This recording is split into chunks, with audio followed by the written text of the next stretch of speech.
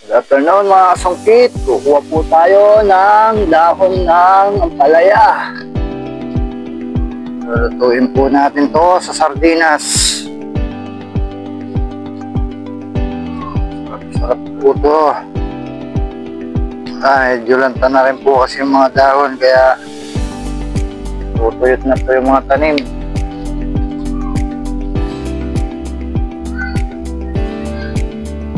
Igisa natin sa sardinas.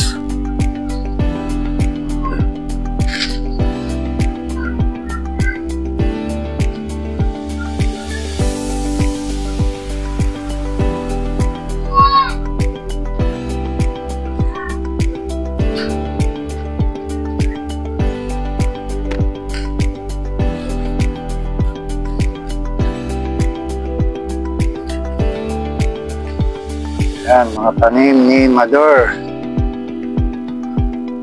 Pakinabang yung mga tanim niya. Dito po tayo sa may labas dito mga kasungkit.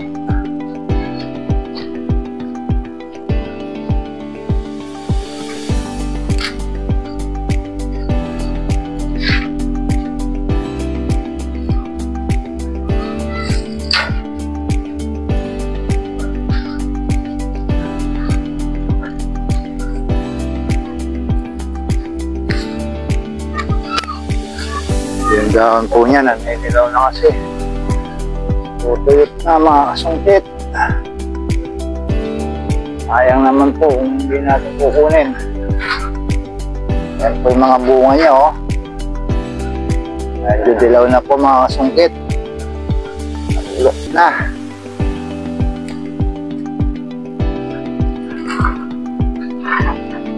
Sayang.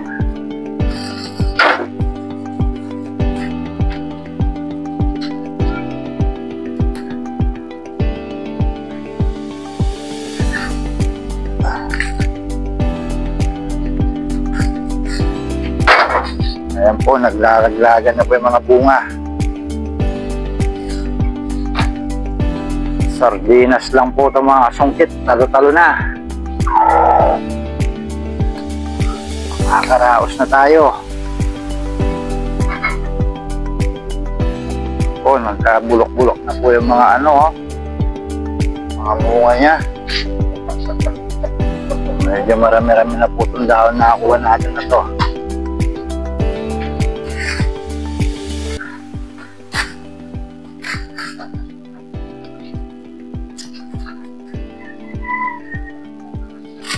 Sa matuyot lang po siya, kukunin na po natin para isahog sa sardinas.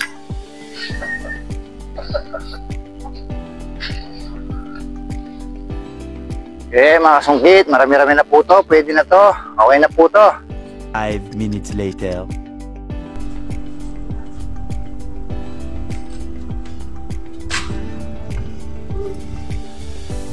Yan, niluluto na po natin yung ginawa nating dahon ng ampalaya mga kasungkit.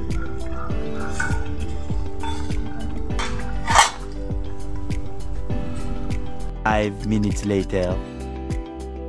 Ito na po mga kasungkit, yung kinuha po natin na dahon ng ampalaya kanina. Yan, nasinama ko ng talbos ng kamote. At meron po tayong piniritong daing na tilapia. At pinakuluan sa bagoong dahon ng ampalaya. Ayan po ang ating pagkain ngayong hapunan.